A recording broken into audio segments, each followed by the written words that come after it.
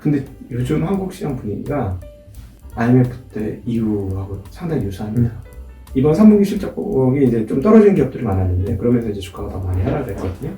이 정도까지 빠질 가격은 아닌데 빠지더라고요. 그러니까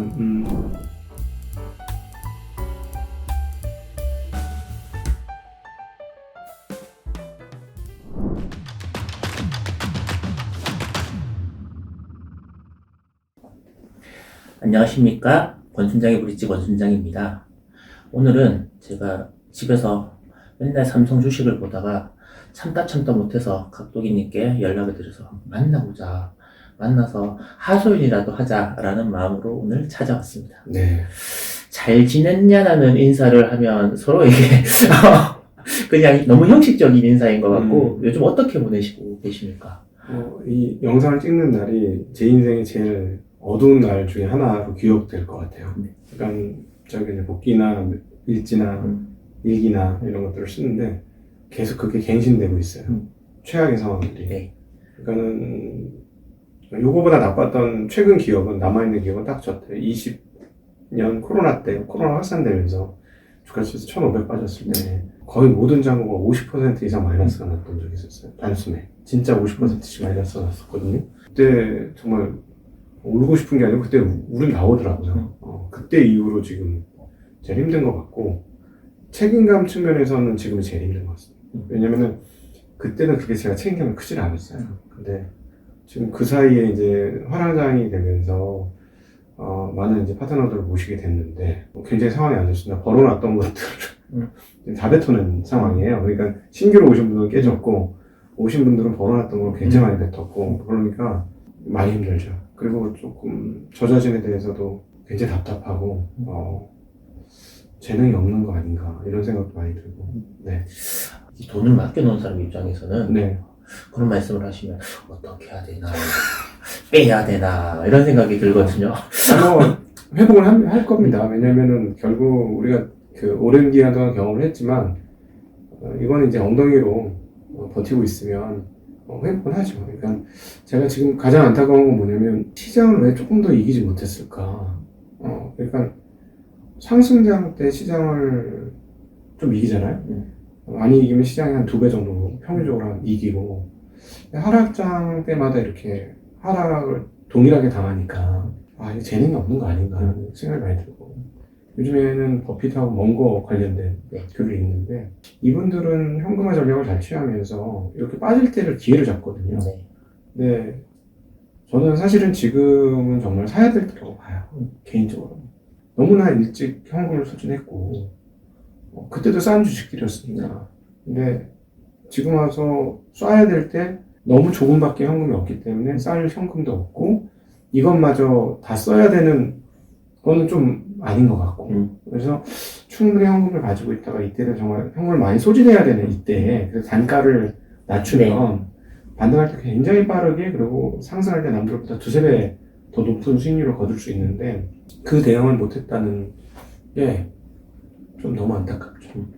그때 이렇게 말씀을 나눠보면 항상 그 현금 비중을 많이 갖고 있지 않는 부분에 대해서 이제 안타까워, 특히 하락장이 왔을 때 안타까워 하셨잖아요. 근데도 또 이런 식으로 또 이렇게 크게 당하고 이렇게 하게 되는 본인이 생각하셨을 때 이유? 원인이 뭘까라고 생각해 보셨나요? 가치 투자자는 다 그렇습니다. 주변에 전화를 해보면 다 현금이 없어요. 왜냐면 싼 주식은 항상 있거든요. 그러니까 항상 싼 주식들을 찾아서 이제 매입을 하는데 이런 과정이면 사실은 그 금융주 빼고 바이오주 빼면 다른 주식 하락은 훨씬 커요. 그러면 현재 뭐 2,400대의 주가이지만 실질적으로 2,200대 정도 수준이에요. 그러면 22년도 저가 수준입니다. 그러니까 손이 안 나갈 수 없어요. 이 과정에서 손이 다 나가요.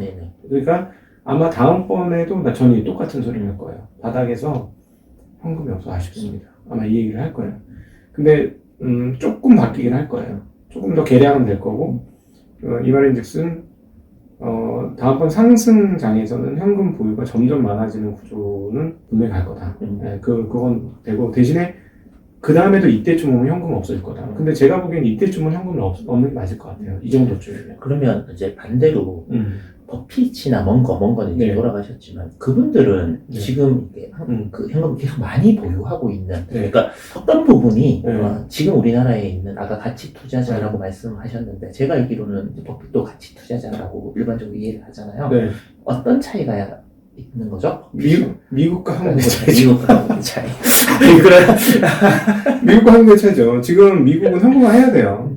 저는 개인적으로 미국은 현금화 해야 됩니다. 지금은 위험이 점점 커지고 있어요. 그리고 왜냐면 트럼프 당선 이후에는 논리로 가는 게 아니라 심리로 가고 있어요. 이거는 정말 좋지 않은, 우리가 정말 많이 경험해본 심리로 이렇게 그 펀더멘털에 대한 분석이나 그거 없이 앞으로 좋아질 거야 라고만 가면 이거는 위험이 정말 커지는 거예요. 왜냐하면 위로도 공간이 많이 열렸지만 이렇게 되면 밑으로도 공간이 굉장히 많이 열리는 거거든요. 근데 뭐 상황에 따라서 위로도 더 갈 수 있지만 밑으로 더 갈 수 있는데 네. 가치 투자라는 건 이 정도 가격이면 내가 물려도 충분히 더 사야 되는 가격이고 충분히 매력적인 가격이야. 이럴 때 이제 집행을 하는 거잖아요, 네. 자금을. 근데 미국은 비싸죠. 네, 미국은 비쌉니다. 그러니까 현금을 당연히 갖는 게, 그래서 역시 버핏 할아버지는 그런 부분에 있어서는 엄격하구나 이런 걸 느끼고 미국 사람들이 좀 안이해졌구나. 버핏의 현금 보유 비중에 대해서 별로 걱정을 안 하고 있네. 우리나라 사람들이 제일 걱정 안 하는 거라고요. 내가 버핏보다 잘한다. 설마? 아니, 요즘 이렇게 미국 주식 하시는 분들은 이렇게 쉬운 장에서 몇십 년 동안 수익률 내는 게 뭐가 그렇게 어렵고 대단한 일이야? 정말 그래요? 그렇게 얘기하시는 그러니까 뭐 최근에 미국을 가셨던 분들은 그렇게 오랫동안 주식 투자 경험이 없으시면 그렇게 생각하실 수도 있잖아요. 굉장히 위험한. 그리고 반대로 이렇게 얘기를 하시는 거예요. 버핏 할아버지가 한국에 왔어도 한국에 왔으면 망했다. 가셨잖아요. 그래서 한국에 있다 가신 거예요. 네네. 그 얘기를 하면서 이제 그런 거 같으면 이제 뭐 조금 이따가 여쭤보려고 그랬는데 굳이 한국에 있을 필요가 뭐가 있느냐. 네네. 그 말이 와닿더라고요. 싸지만 가치 없는 시장이다. 그렇죠. 지금 분위기는 그런 거고. 근데 이제 버핏이 언제 왔었냐 보면 포스코 샀을 때. 네, 그때잖아요. 그게 이제 IMF 이후였거든요. 근데 요즘 한국 시장 분위기가 IMF 때 이후하고 상당히 유사합니다. 이번 3분기 실적이 이제 좀 떨어진 기업들이 많았는데 그러면서 이제 주가가 더 많이 하락을 했거든요. 몇몇 종목들을 보니까 이게 이 정도까지 빠질 가격은 아닌데 빠지더라고요. 그러니까 실적이 나빠진 건 사실인데 영업이익이 막 5배 이런 정도. 근데 지금 그 IMF 때 이후하고 조금 달라진 게 자본시장 전체적으로 발달을 해서 소위 말하는 이 멀티플이 조금 올라갔어요, 다들. 근데 그때는 막 2배, 3배도 있었습니다. 이때는 이제 EBIT이 아니고 영업이익 대비 2-3배 막 이런 순이익 대비 2-3배, 뭐 롯데 제과 뭐 이런 것들 다 롯데 기업을 다 그랬거든요. 지금은 영업이익이 한 3배에서 6배 사이가 그렇게 많아지는 거예요. 자본시장이 전반적으로 사람들이 돈이 많이 들어와서 그 멀티플이 올라갔다는 걸 감안해보면 2002년, 3년, 4년하고 거의 정말 유사하다라는 거고, 차이는 뭐냐면은 개인들이 눈을 떴다는 거는 큰 차이예요. 이번에 뭐 금투세도 정말 밖에 계신 분들은 모르겠지만 주식시장 안에 있으셨던 분들은 금투세에 대한 저항이 얼마나 컸었는지 알고, 그로 인해서 이제 정치권에 밀린 거라고 표현할 수 있잖아요. 물론 이제 몇몇 분들은 금투세 하면은 주가 올라간다는 주가 떨어지니까 이게 뭔 소리냐 뭐 이렇게 하시는 분도 있는데, 그거는 뭐 제가 보기에는 나중에 다른 것까지 겹쳐지면 이게 다 시너지가 나는 대목이에요. 그러니까 예를 들자면 일부 공개 매수제도 이런 것들이 활성화된다거나, 그다음에 상법 개정에서 주주보호에 대한 내용들이 조금 더 강화된다거나 뭐 이런 식이 되면 한꺼번에 시너지가 날 겁니다. 그때 되면. 그래서 그 부분은 과거하고 정말 달라졌어요. 옛날에는 정말 그냥 주가만 오르면 되지 이런 개념으로 투자를 했다면 지금은 미국 시장도 경험해보면 야, 미국은 주주를 환대해 주는데 여기는 자본을 동참을 해주는 건데 이건 뭐 왜 그래? 왜 우리를 이용해 먹어? 뭐 이거잖아요. 네. 그러니까 이용하는 세력과 이용을 당하는 세력에 대한 구도가 짜졌잖아요. 그리고 게다가 이게 한국에서 짜졌잖아요. 일본도 아니고. 제가 보니까 한국 사람 못 견뎌요. 네. 그러니까 그 부분에서 이제 IMF 때보다 좀 더 심한 부분이 분명히 있다고 말씀을 하셨는데, 지금의 하락이 사실 코스닥이랑 코스피랑 동시 하락 기준으로 보면 지금 5개월째 하락을 하고 있는 거거든요. 제가 알기로는 IMF 때 4개월 정도였고, 그러면 이제 6개월째가 언제냐면 그 IT 버블, 네. 그다음에 금융위기, 이렇게 뭐 2000년 초반, 네. 2008년 이렇게 있고 그러면 이번 달까지 하라고 하면 다음 달에 이제 네. 그 상황이랑 지금 똑같이 되게 유력하지 5%나 빠졌으니까 지금부터 반등을 해도 못 올라갈 예. 수도 있으니까. 그리고 연말 되고 이렇게 음. 하면 또 사실 여러 가지 이유에서 뭐 또 파시는 이유들 뭐 배당이나 이런 것들 물론 이제 큰 손들은 다 파셨겠지만 이렇게 봤을 때 과연 우리나라 주식시장이 그러니까 반등의 기미가 보이지 않는다는 첫 번째. 네. 두 번째는 그러니까 너네는 옛날처럼 똑같이 하네? 상법 개정이든 뭐든 이것들은 아직까지 뭐 공론화나 이런 부분들이 해서 개정의 시점이나 이런 것들이 불분명하니까 그러면 그때 그렇게 됐을 때 다시 한국 시장이 오더라도 지금은 그렇지 않은 미국이나 아니면 코인 차라리 가는 게 훨씬 더 낫다라고 생각하는 스마트한 사람들이 우리나라 사람이라고 생각할 수도 있잖아요. 충분히 그렇죠. 네. 그리고 일부 분들은 그렇게 하실 수 있다고 봐요. 근데 이제 우리가 투자를 해보면 그게 머릿속에 생각하고 실행하고 하늘과 땅 차이다. 옮겨올 수 있을 것이냐. 아마 무덤그는 분들이 한 10중 8구 가까이 될 수도 있지 않을까 그렇게 보여지고 그게 이제 반영이 돼서 올라올 때쯤, 옮겨올 때쯤이면 아마 주가가 굉장히 많이 올라 있을 수도 있어요. 그러니까 원하시는 정도의 한국 시장이 뭐 미국 시장을 일부 비슷하게 쫓아가는 일부 주주 환원이 생기고 뭐 이러면 제가 보기엔 주가가 이미 상상폭 올라 있을 겁니다. 그래서 그 시장을 보고 내가 옮겼어 라고 하고 그 뒤에도 뭐 좋을 수 있죠. 그런 분위기가 만들어지면 미국 시장처럼 계속 상승할 수 있으니까 그때도 뭐 나쁘진 않겠지만 아마 가장 그 인상적인 상승은 놓치고 들어오실 가능성도 있어요. 왜냐면 일단 지금은 이런 이야기가 나온다는 것 자체가 상황이 진짜 나쁘다는 얘기고 상황이 나쁘니까 현재 주가가 만들어지는 거거든요. 삼성전자 누구보다 삼성전자에 대해서 불평불만한 투덜이 세력이 졌는데 삼성전자의 근원적 문제에 대해서도 계속 얘기했고 뭐 어떤 문제인지도 계속해서 얘기했는데 그럼에도 불구하고 현재 주가는 좀 과한 것 같아요. 과한 정도가 아니고 좀 많이 심해요. 이 정도 가격까지는. 그러니까 오히려 저는 그래서 이 버라이어티 하면서도 이 역동적인 한국 시장의 분위기가 삼성전자를 구원할 수도 있다는 생각이 많이 듭니다. 네. 처음에는 하이닉스한테 수장자를 뺏겼기 때문에 열받아서라도 열심히 할 거다라고 처음에 봤는데 이게 주가가 이렇게 엉망이 되니 게다가 담보대출도 쓰고 있는 입장이잖아요. 주주들이. 이건 심각한 문제로 아니 삼을 수는 없다. 그럼에도 불구하고 여전히 답답한 부분이 있죠. 최고 오너 수장 입에서 아무 말도 안 나와서 이건 분명히 문제는 문제다. 지금 뭐 일각에서 뭐 저야 뭐 그 제도권에 있는 사람이 아니고 진짜 일반인이니까 삼성전자의 그 실질적인 그분은 HH다. 실질적인 오너는 네, 그런 얘기를 하죠. 네, 그렇게 HH고 그냥 뭐 바지 사장 비슷하게 얼굴마담 아니냐. 그러니까 G드래곤은 예를 들어서 뭐 이런 거 같아요. 옛날에 이건희 회장이 있고 이학수 회장이 있었는데 뭐 잘못됐으면 이학수 회장이 잡혀갔잖아요. 지금 반대인 거예요. 잘못하면 이제 우리 G드래곤이 J드래곤이 이제 잡혀 들어가고 나는 실질적인 이제 드러나지 않는 오너. 약간 요런 개념이라고 해서 저게 또 신빙성이 있다라는 자조 섞인 얘기까지도 이제 나오는 상황인 거니까 과연 저 삼성전자가 지금 뭐 그 안지원 PD님께서도 말씀하셨던 기대할 수 있는 게 연말에 인사밖에 없지 않냐. 대기업 인사가 났다 해서 회사의 주가가 막 오르거나 예를 들어서 스벅에서 치폴레가 사장이 그만두고 스벅에 왔을 때 갑자기 주식 팡 뛰었잖아요. 스타벅스가 치폴레 내려가고 그 정도의 드라마틱한 변화가 과연 삼성에서 일어날 수 있냐 하면 굉장히 의문이거든요. 그 정도까지는 어려울 것 같긴 하고요. 근데 매수세력이 생기긴 할 것 같아요. 그러니까 우리 경제지드래곤이 지금까지의 상황을 보면 저희 순수하게 그냥 개인적인 사담이라고 생각하시고 잡담이라고 생각하고 들어주시면 사람은 좋은데 대가 약한 거 아니냐는 저희들끼리 얘기가 있어요. 그래서 이제 욕은 들 먹어. 한국 사람들은 대가 센 사람들을 욕하는 경우도 있어도 대 약한 사람은 뭐 크게 욕은 안 하잖아요. 근데 욕은 안 먹는데 이건 기업병이라 욕을 먹더라도 대가 좀 세야 되거든. 왜냐면 칼같이 자를 건 자르고 칼같이 해야 되거든. 그래서 그럼 너무 안타깝죠, 지금. 제가 어제 이렇게 보다 보니까 그 얘기가 나죠. 코스피 하락이 과도한 건 맞는데, 이거는 코스피 하락보다 삼성전자의 하락이 많이 되었기 때문에 삼성전자를 빼놓고 보면, 오히려 코스피 하락이 뭐 떨어지긴 떨어진 게 분명히 맞는데, 네. 전 세계보다도 떨어진 건 맞는데, 생각보다 과하지 않다.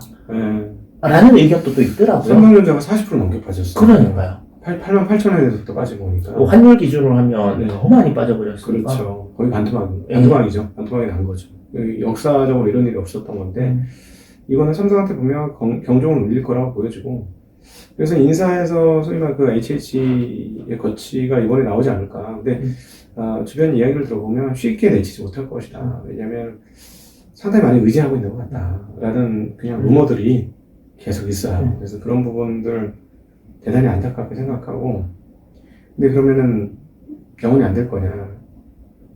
그 측면에서 보면 또 냉정하게 보면 SK는 반도체를 알았나? 라는 질문을 던져보면 또 문제가 좀 다르게 보여요. 그 최태원 회장과 기존의 SK 라인들은 SK텔레콤 반도체를 알았을까? 좀 몰랐다고 봐요. 유통업체들이잖아요. 네. 네, 그러니까 제조는 잘 몰라요. 제조는 잘 모르고 그리고 첨단 제조 모르죠. 그러니까 핵심은 뭐냐면 몰라서 승리한 것 같아. 알았으면 안 했을 수도 있어.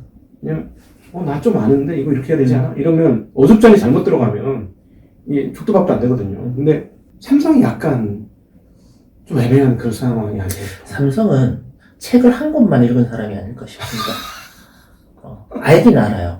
한 권만 읽어서 대충 무슨 내용인지를 아니까 모르면 그냥 네가 알아서 해 라고 하는데 조금 아니까 뭐 하면 이게 돈이 돼? 야 이거 요즘 돈 안 된다고 그러던데? 야, 이거 누가 써? 이런 식의 뭐요. 이제 질문을 막 하는 거죠. 모르면 아니 질문도 안 되는데 아니까 질문을 하는데 돌아오는 답이 뭐 열심히 해보면 가능성이 있습니다. 이러면 야 됐어. 지금 하던 거나 잘해. 요렇게 되는 구조가 아닌가. 네, 그래도 한 책을 한 10권을 읽었겠죠, 적어도. 그랬을까요? 근데, 그런 문화 부분들이 좀 있는 것 같아서, 그래서 이번 인사가 중요하다는 얘기를 계속 하고 있는 거고요. 그래서 철저하게 중요한 거는, 뭐, 결론적으로는, 빙빙빙빙 돌려서 얘기했지만, 경제지드래곤께서, 인파워먼트, 권한임을 잘 하시는 게 삼성이 살아날 수 있는 핵심 키입니다. 그래서 그런 측면에서 한 3분의 1은 문이 열린 거죠. 이번에 이제 DS 부분 전영현 사장님 이거 진짜 우리끼리 얘기해요. 이거 얘기해도 되나? 얘기할까? 말씀하세요. 어머. 그분 라인이 어디 라인이겠어요? 그분 한양공대 출신이고 카이스트고 기존은 어디 라인이겠어? 그 짱짱한 그 학교 라인이죠. 파벌이 있었을까 없었을까? 안 되는 조정은 항상 파벌이 생깁니다. 그리고 그 안 되는 지난 한 7년간의 과정이에요. 7년간 회사가 망가진 거거든요. 그러면 그 소위 말하는 최고 학교의 라인이 그 7년 동안의 핵심 회계문을 잡고 있었다라는 게 내부자들이 저희한테 들려주는 루머예요. 네. 근데 그 라인에 대한 문제 제기를 할 수밖에 없는 건데, 그러면 전영현 사장님 관련된 이번에 DS 라인 쪽 속보가 아직 인사가 나오지 않았어요. 어떻게 될지 모르겠으나 속보는 그쪽 라인은 이제 한 7년 말아먹은 라인은 이제 다 제거되고 아마 전영현 라인 친정체제가 가지 않을까. 소위 말하는 카이스트 라인이 복귀를 하는 거고 뭐 이런 다 러프합니다. 다 썰입니다. 다 썰.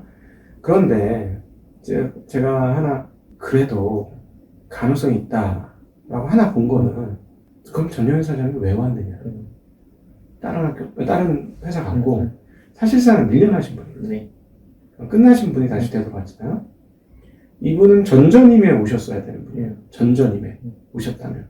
경계현 사장님 전에. 네. 그리고 저는 이번 사건을 보면서 경계현 사장님이 참 문제가 많다고 생각했는데 또 내부자들의 얘기는 또 그건 또 아니었더라고요. 그래서 제가 경계현 사장님 좀 오해한 거는 좀 죄송하게 생각하고. 왜냐면 겉에서 듣다 보니까 현재 상황과 연결을 해서 듣다 보니까 그런 줄 알았는데 그건 아닌 것 같아요. 얘기 또 들어보니. 어쨌든 전전임 때 오셔야 되는 분이 지금 세 대 만에 온 거거든? 2대 전에 왔으셔야 되니 세 번째로 온 거예요. 이분을 청구하신 분이 있지 않았을까요? 다른 회사로 가신 분이에요. 내부에서 오신 사람도 아니고. 그럼 그 사람이 누구일까? 예전에 삼성전자 반도체 부분을 잘 이끌었던 네. 원로 그룹. 원로죠. 원로. 원로 그룹이죠. 음. 네, 그러니까 삼성전자가 최고로 잘 나갔을 때, 정말 초격차대라는 표현이 나왔을 때, 권오현 네. 사장. 네, 그렇게 추정이 됩니다.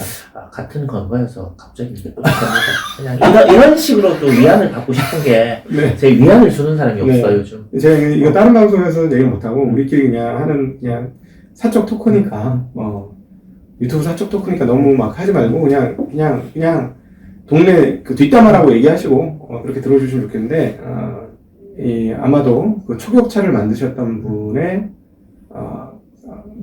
아마 천거 또는 강력한 주장, 또는 추천, 이런 게 있었을 것으로 추정이 됩니다. 네. 삼성전자 얘기를 계속 했는데 이제 하이닉스는 잘 하고 있잖아요. 네. 잘 하고 있는데 이제 한국에 있다는 이유 아니면 또 시영킴이라는 사람이 계속해서 뭐요? 네. 뭐 HBM도 별로고 다 별로다. 네네네. 다 별로고 오히려 삼성전자가 좀 나은 것 같다라는 식의 이제 레포트를 최근에 이제 발표한 걸로 알고 있는데 만약에 그러면 강동기님이 이 가격대에서 두 회사 중에 네. 꼭 우리나라 회사 중에 한 개를 투자를 해야 된다 그러면 둘 중에 뭐가 더 나을 것 같습니까? 6만원대 중반에서는 진짜 고민돼요. 양쪽을 다 해야지. 이런 생각이 드는데, 5만원이 지금 오늘 5만원 깨질 뻔 했거든요. 오늘 이 영상 찍으면 5만원 깨질 뻔 했는데, 이거는 뭐 삼성전자는 밑단이 너무 단단해서, 크게 걱정 안 해도 되는 것 같아요. 제 주변에 예. 제가 어제 전화를 3통을 받았습니다. 네. 제가 뭐 있다가 한국에 이제 온 지 한 열흘 정도 이렇게 됐는데, 이제 전화가 점점 줄어드는 상황에서 다 이 삼성전자 때문에. 골치 아프지. 그러니까 제가 이제 그 해외에 나가 있을 때, 야, 3.6만 원 오면 나 마이너스 통장 내고 다 산다 그랬거든요. 근데 산 사람이 있어요. 6만 원. 네. 이제 6만 원 깨지면서, 이제 전화가 이제 왔더라고요. 죽어도 사자는 죽어도 않을 것 같았는데 5만 원 깨졌을 때부터 이제 손을 놓고 있는 상황인데 사자가 보이니까 어떻게 해야 돼? 진짜 물타기를 한 번 더 해야 되는 건지. 근데 아마 버튼이 안 눌러질 거예요. 그때가 보통 바닥이에요. 버튼 안 눌러질 거예요. 그리고 이제 다른 분은 지금 사. 이렇게 이제 얘기하시는 분. 또 한 분은 코인 하시는 분인데 코인 하셨던 분은 지금 이제 주식으로 한국 주식에 가야 되는 거 아닙니까? 이제 완전히 이제 여러 가지 네. 주식을 안 갖고 계시는 네. 분, 코인을 하시는 분, 삼성에 이제 당하신 분, 음. 이렇게 세 분이 갑자기 저한테 전화가 와서 제가 뭘 알겠습니까? 저는 축 젖어서 늦게 빠지고 투자할 것도 없다, 이제. 많이 사야 다섯 주다. 네.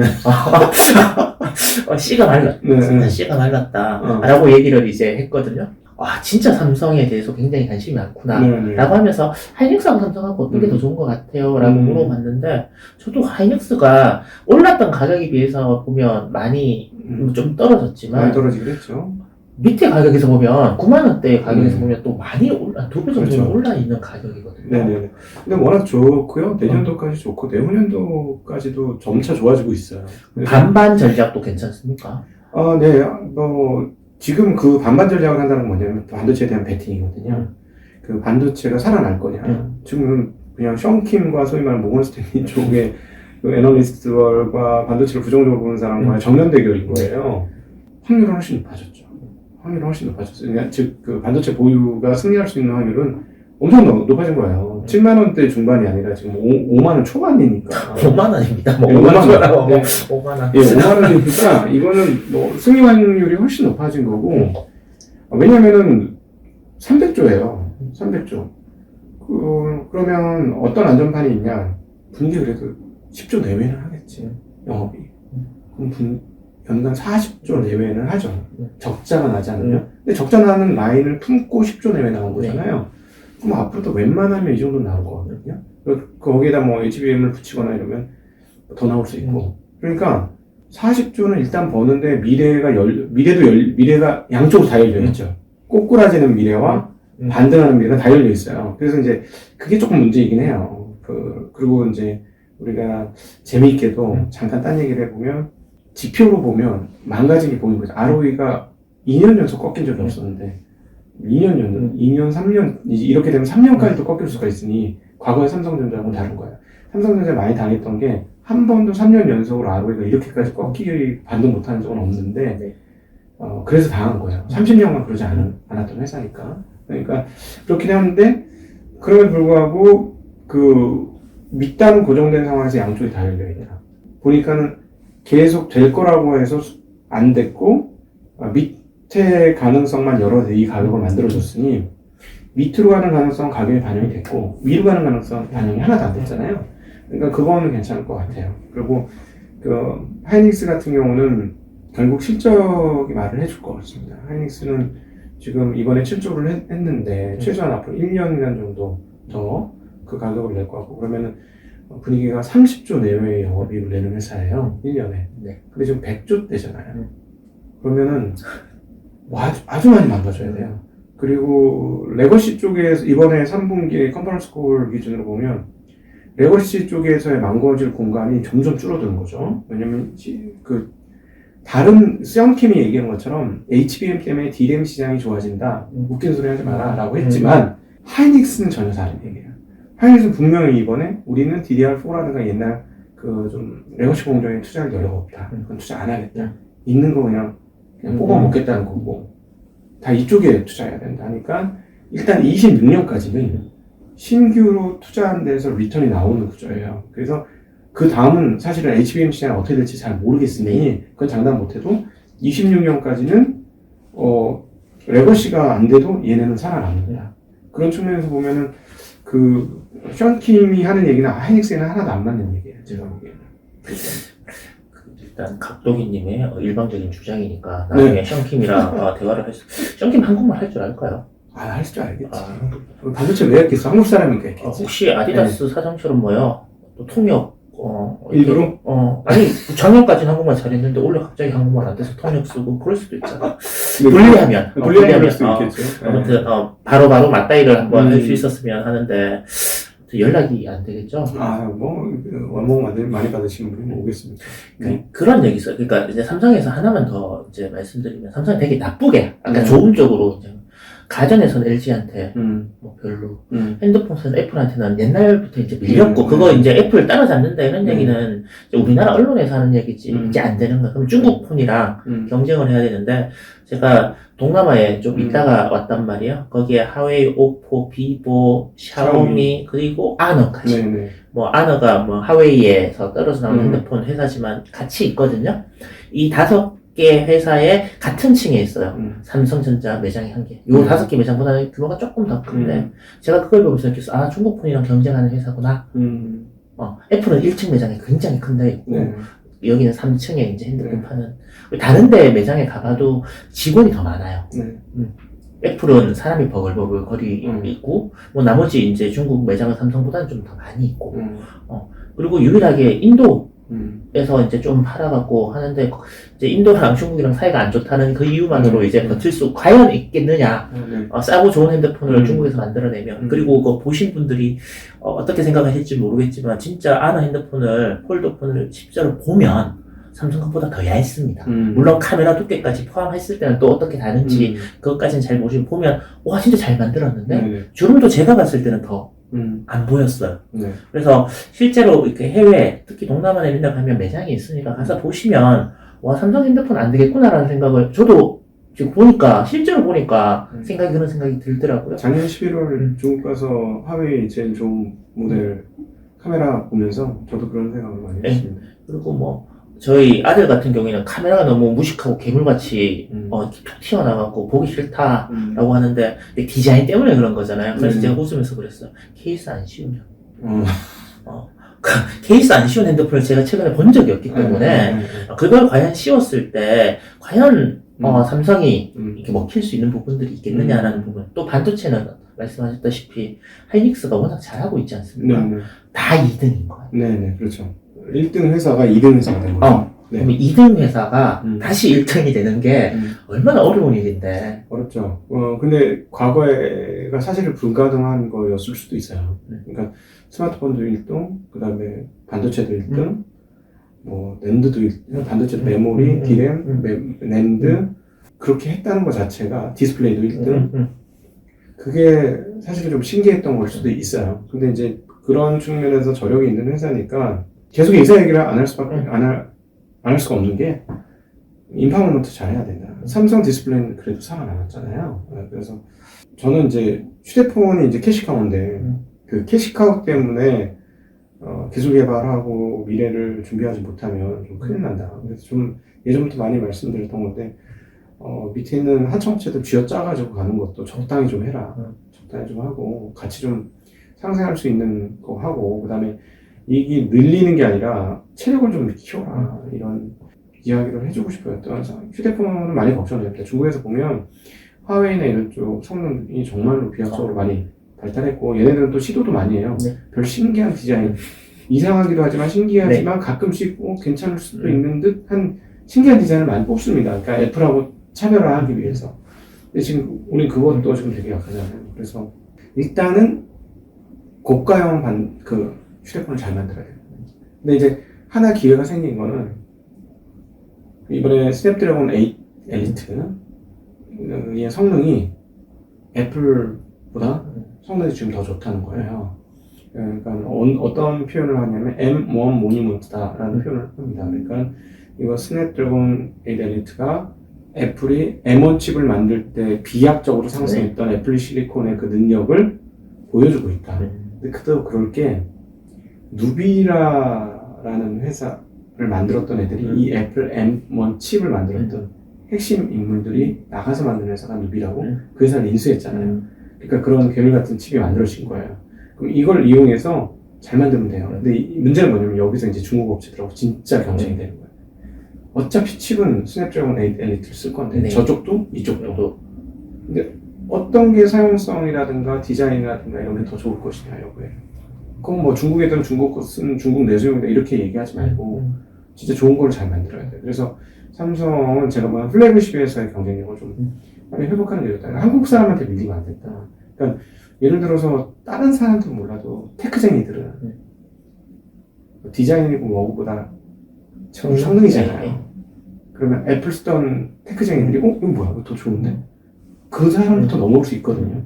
그 사람부터 넘어오게 해야 돼요. 그럼 유튜브 인플루언서 중에 그런 사람 얼마나 많아요. 이번 건 진짜 괜찮아요. 저 이거 같이 쓸 거예요. 뭐 이런 개념 만들어줘야 되죠. 그거는 꼭 좀 해줬으면 바람입니다, 바람이. 네.